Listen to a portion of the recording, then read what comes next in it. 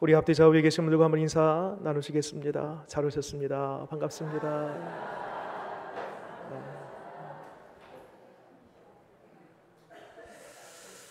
여러분 앞에 현수막에 새생명 전도 축제 이렇게 글자로 해서 현수막이 하나 붙어져 있습니다.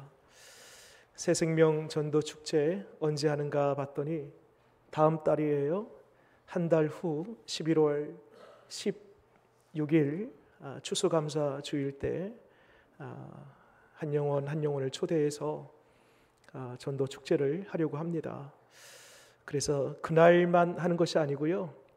오늘부터 해가지고 딱 한 달 남았습니다.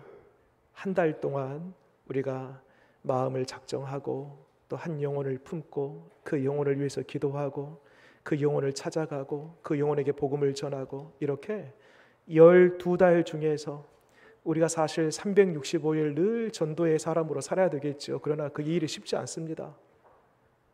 그래서 딱 한 달만 12달 중에 딱 한 달만 우리가 이 전도에 집중하고 한 영혼을 품고 이러한 일들을 하려고 합니다.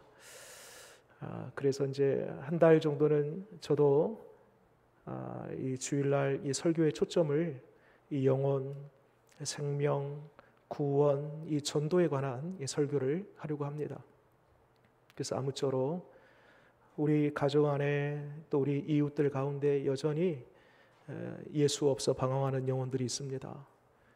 근본 한 달 동안 한 영혼 태신자를 품고 그들을 위해서 집중해서 기도하고 또 실제 복음을 전하고 그리하여서 우리 품고 있는 우리 가정 안에 있는 우리 이웃들 가운데 있는 모든 불신 영혼들이 주 앞으로 돌아오는 놀라운 역사가 이번 일을 통하여서 반드시 일어나게 될 줄 믿습니다.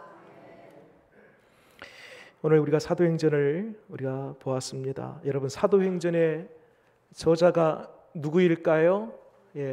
이미 답을 말씀드렸습니다. 누가입니다. 누가가 이 사도행전을 기록했습니다.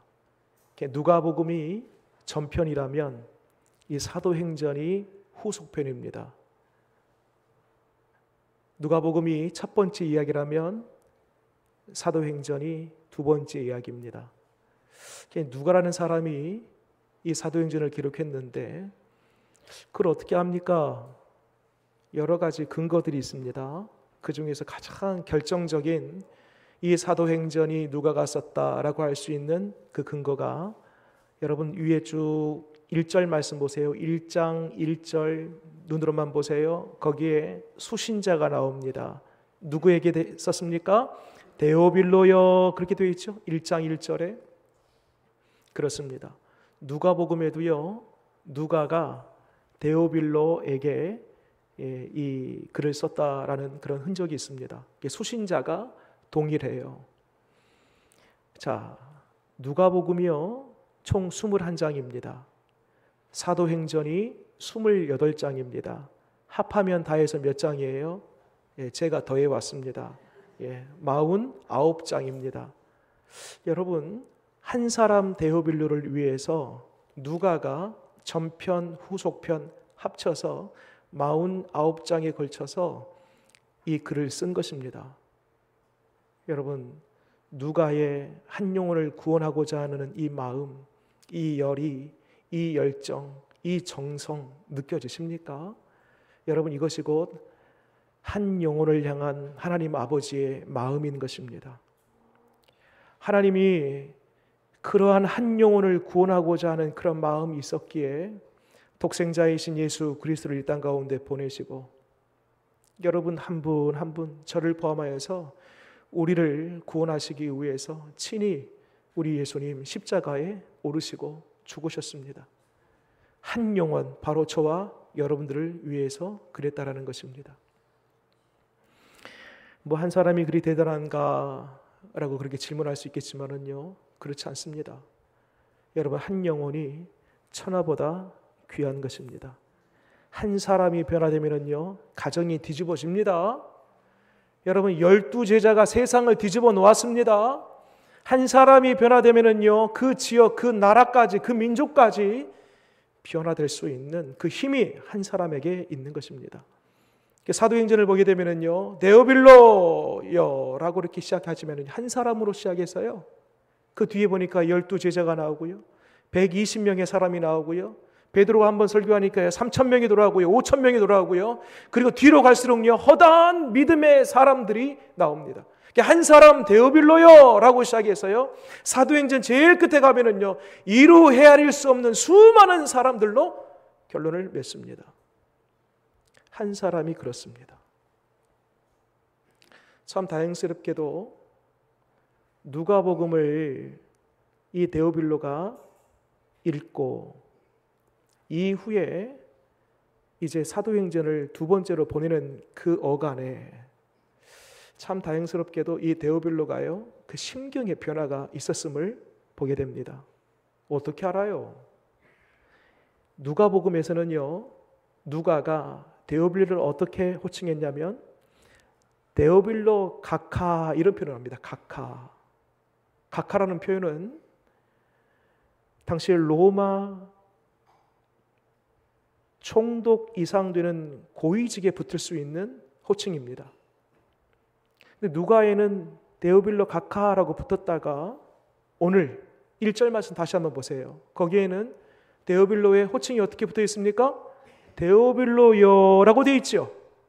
이것은 뭘 가리키냐면 데오빌로가 첫 번째로 쓴 그 누가복음을 받아들이고 그것을 읽어가면서 믿음이 들어오고 그리고 마침내 교회 공동체 안으로 들어온 것입니다. 그래서 한 형제가 된 거예요. 그래서 두 번째 보낼 때는요, 믿음 안에 들어오고 교회 한 지체가 된 데오빌로를 향해서 데오빌로여라고 붙이게 된 것입니다. 믿음의 진보가 일어난 것이지요.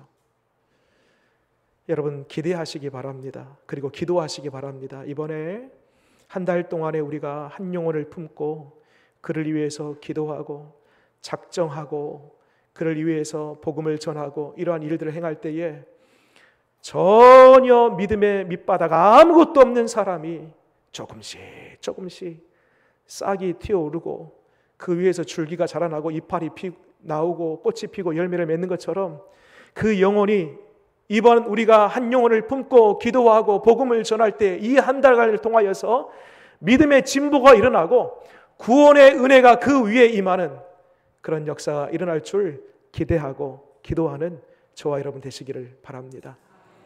또 한 가지 우리가 생각해 볼 것은요, 사도행전이라는 위치예요. 사도행전 그 앞에 있는 책이 뭐예요? 요한복음이죠. 마태, 마가, 누가, 요한 이 네 권의 책을 가리켜서 우리는 사복음서라고 그렇게 가르칩니다. 사복음서 다음에 사도행전이 위치해 있어요. 이건 무슨 순서인가? 시간적인 역사적인 순서로 요한복음 그 다음 시간대에 사도행전을 기록했을까? 우리 이렇게 생각할 수 있단 말이에요. 근데 그렇지 않아요, 여러분. 성경의 가장 첫 번째 책은요, 데살로니가 전서입니다. 서신서예요. 그리고 서신서, 데살로니가 전서 이후에도 몇 권의 서신서가 있고 그 다음에 복음서, 그 다음에 복음서 4권 중에서도 그 사이사이에 서신서가 들어가고 복음서가 끝나면 사도행전 제일 마지막에 요한계시록 이런 순서로 들어간단 말입니다. 근데 복음서 다음에 사도행전이 들어갔어요. 이건 어떻게 시간적인 순서도 역사적인 순서도 아닌데 어떻게 순서를 이렇게 먹였을까? 아주 중요한 이유가 있습니다. 이런 거예요. 마태, 마가, 누가, 요한, 복음서. 여러분들 복음을 들었습니까? 여러분들 복음을 알았습니까? 복음의 이론을 체험했습니까? 그러면 이제부터 복음을 알고 듣고 접수했으면 이제부터 행할 행이에요. 행동하는 거예요. 행전이에요. 행진이에요. 행동하는 거예요. 그러므로 복음을 들었습니까? 알았습니까? 이제는요, 복음을 실천하는 겁니다. 복음을 전하는 것입니다. 복음대로 살아가는 것입니다. 이러한 차원에서 복음서 다음에 사도행전이 기록되어 있는 것입니다.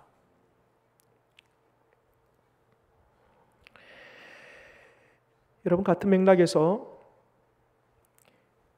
1장 3절 말씀 보세요. 사도행전 1장 3절. 같이 한번 우리 성경 보고 읽겠습니다. 시작.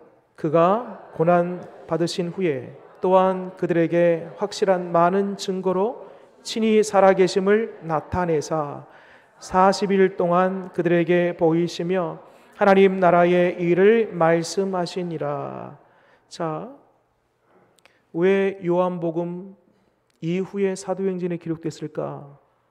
또 한 가지 이유는 바로 이 3절에 있습니다. 예수님이 부활하셨어요. 그리고 부활하신 이후에 문 걸어 잠그고 은둔 생활하지 않습니다. 예수님. 그 부활의 몸을 제자들 포함해서 수백 명의 사람들에게 그 부활의 몸을 보이시고 하나님 나라에 관하여서 가르치십니다. 자, 그대로 접어두시고 바로 앞에 있는 장 21장, 요한복음 21장 보세요. 어떻게 연결되는가 보세요. 요한복음 21장 1절에 같이 한번 읽겠습니다. 시작. 그 후에 예수께서 디베랴 호수에서 또 제자들에게 자기를 나타내셨으니 나타내신 일은 이러하니라. 21장은 예수님께서 부활하신 이후에요. 어떻게 하셨답니까? 제자들에게 자기를 나타내셨답니다. 그리고 나타내신 일을 이제는 그 일이 어떤 일인가? 그게 자연스럽게 나타내신 그 일과 함께 1장 3절하고 연결이 되는 겁니다. 나타내사 이렇게 연결되는 거예요. 그래서 요한복음 복음서 끝에 사도행전이 자연스럽게 연결되는 겁니다. 자, 저를 보시겠습니다. 여러분, 예수님께서 죽으시고 부활하셨습니다.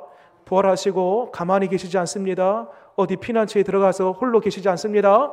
부활하신 예수님이 행전, 행동, 실천하셨어요. 부활의 몸을 보이셨다는 것이에요.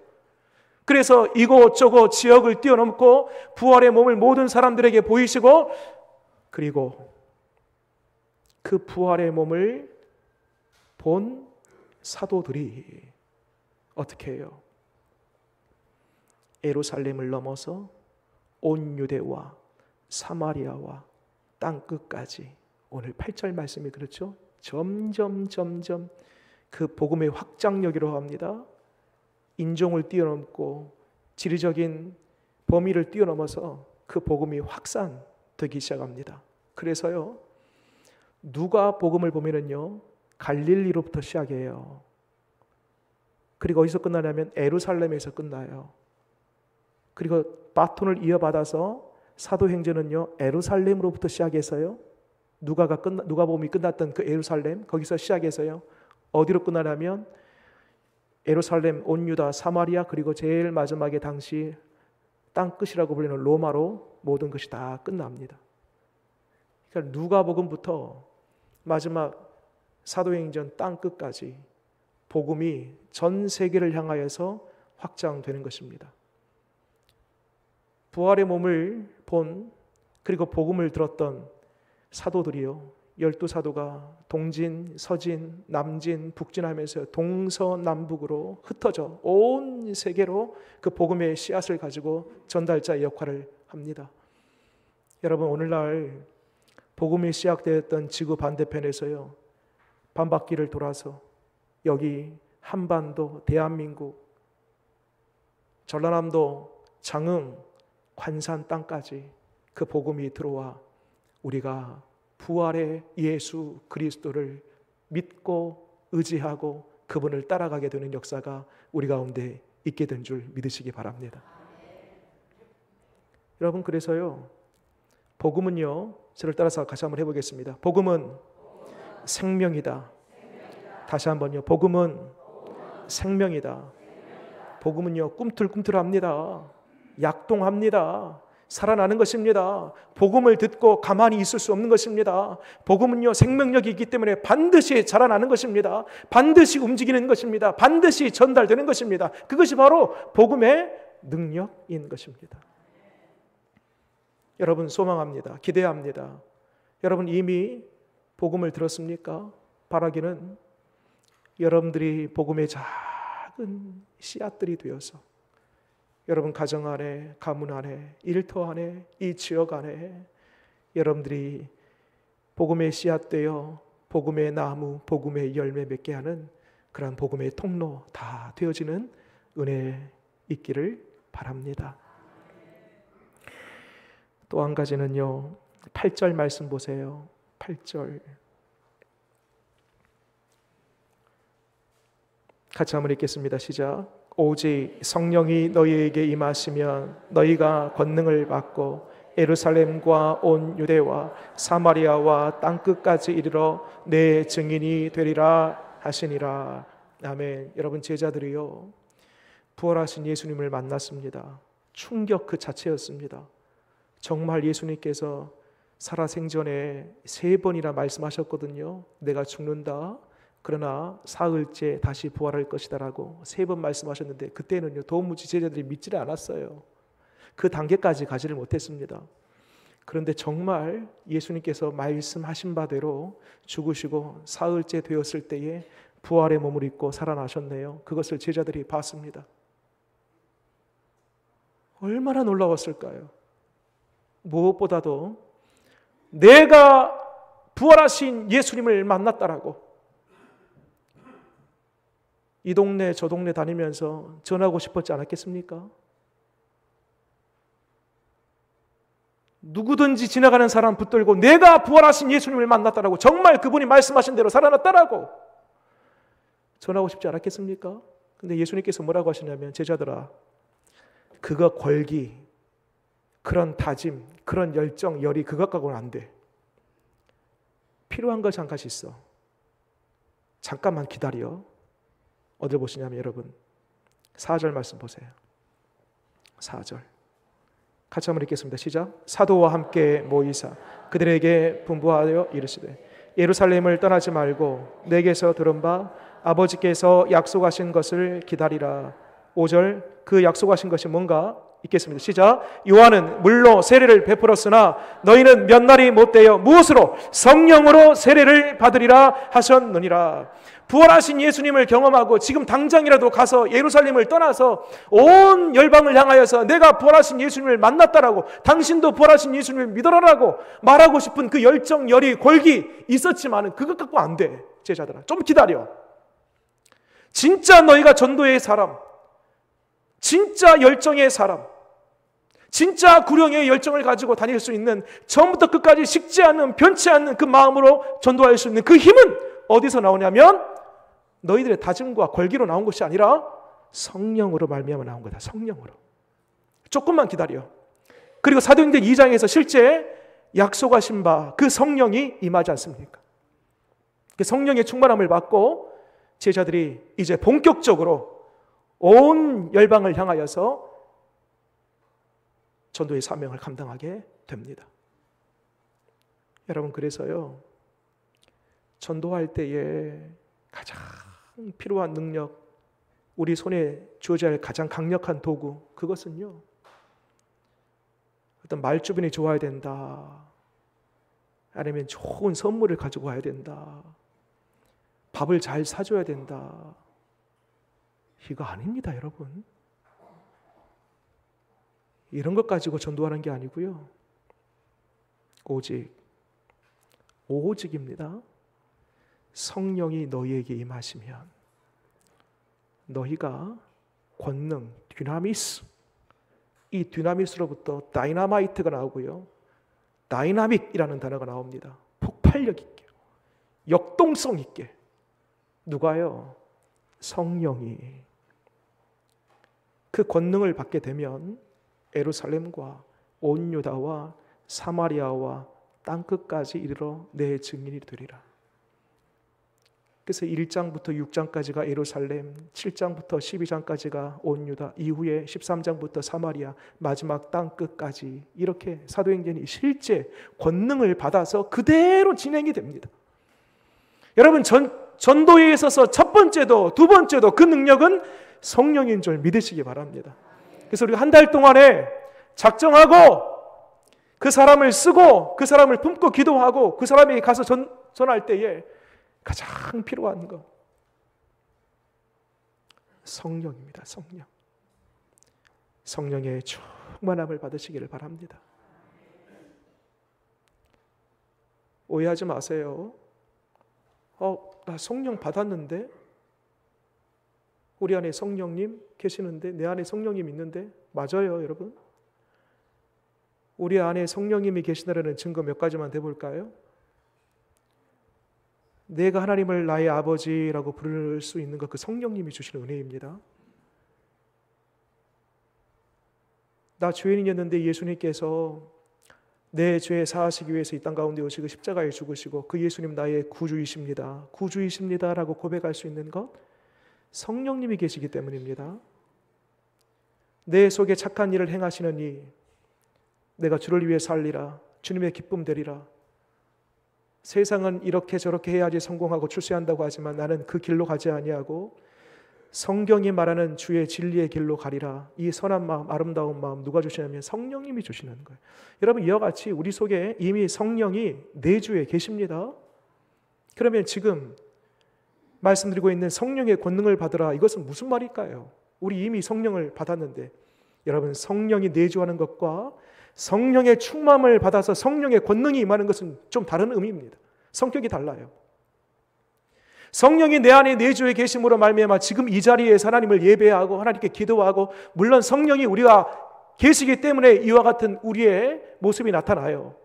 그런데 여러분, 성령의 충만함은요, 조금 성격이 다른데 이런 것입니다. 성령이 나를 이끌어가는 거예요. 성령이 주도해 가는 것입니다. 성령의 충만함은 마치 물이 컵 안에 가득 넘치면 어떻게 돼요? 넘치면은요, 흐르게 되지 않겠습니까? 그런 것처럼 내 안에 성령님이 계시지만은요, 충만하지 못하면은요, 내 생각이 자꾸 앞서요. 내가 자꾸 뭔가를 결정해요. 내가 내 인생을 주도해 가요. 성령이 계심에도 불구하고 성령의 충만함을 받지 못하면 그러한 삶을 살 수밖에 없다는 것입니다. 그러나 성령의 충만함을 받으면요, 가득 넘쳐요. 성령이 나를 끌어가요. 내가 성령을 끌어가는 것이 아니라 성령의 주도함을 가운데 내가 살아가는 인생이 된다는 것입니다. 그것이 바로 성령의 충만하는 것입니다. 성령의 충만함을 받으면 성령의 권능이 자연스럽게 임하고, 마지막 결론입니다. 제일 끝에 보세요. 성령의 권능이 임하면 8절 끝에 땅 끝까지 이르러, 그 다음 같이 읽겠습니다. 시작. 내 증인이 되리라 하시니라. 오늘 말씀의 제목이기도 하죠. 내 증인이 되리라. 질문 드려볼게요. 자, 저를 보시고요. 내 증인이 되어라예요, 되리라예요? 되어라예요, 되리라예요? 무슨 차이점이 있어요? 여러분, 내 증인이 되어라라는 것은요, 명령이에요. 그런데 내 증인이 되리라라는 것은요, 그렇게 될 거야, 내가 그렇게 만들 거야, 약속이에요. 약속. 다른 거예요, 여러분. 성령이 임하시면은요, 성령의 권능을 받고 내가 한번 전도해 봐야 되겠어, 그렇게 된 것이 아니고 성령이 임하면 되는 거예요. 어떤 약속을 했어요? 네가 증인이 될 것이야. 하나님의 약속인 거예요. 그러니까 성령의 권능을 임하면은요, 내가 전도가 수동적으로, 피동적으로 되는 것이 아니라 성령의 권능을 정말 내가 힘입으면 자동적으로, 능동적으로 되어지는 것입니다. 그래서 여러분, 전도하기 전에 우리가 정말 사모하고 진짜 받아야 될 것은 뭐냐? 성령입니다. 성령의 권능을 다 받으시기를 바랍니다. 한 달 자꾸 이제 말씀을 드리는데요, 우리가 한번 집중해서 한번 해보려고 합니다. 한 달. 잠시 후에 이제 광고 시간대에 이 새생명 전도 축제 선포식도 할 겁니다. 그래서 막 결단도 하고 구호도 외치고 막 주제가도 있고요. 굉장히 여러분들도 얼굴이 굉장히 부담스러워지고 있네요. 예. 한번 마음을 다져볼 건데, 줄다리기 하잖아요, 여러분. 줄다리기 할 때 어떻게 해요? 구호가 있죠. 뭐예요? 당길 때 영차 아니면 으쌰잖아요. 으쌰 영차 하면 어떻게 돼요? 그때 힘을 바짝 주잖아요. 그때 힘을 바짝 주는 것처럼 12달 중에 이 한 달 으쌰! 영접! 평소에 힘 주지 말고 이때 한번 쫙 주는 거예요. 그거 한번 해보려고 이렇게 작정하고 이렇게 계획을 세워 보았습니다. 어느 한 사람 열애 없이 전도는 누구 한 사람에게 준 은사받은 사람들만의 몫이 아니고요. 먼저 믿는 사람들의 몫이 전도의 몫입니다. 모두의 몫이라는 거예요. 이번 기회에 우리 가정 안에 자녀들, 남편, 우리 내 주변의 이웃들이 나를 통하여서 성령의 권능 받은 나를 통하여서 변화되고 구원받는 은혜가 우리 모두에게 있기를 바랍니다. 기도하겠습니다.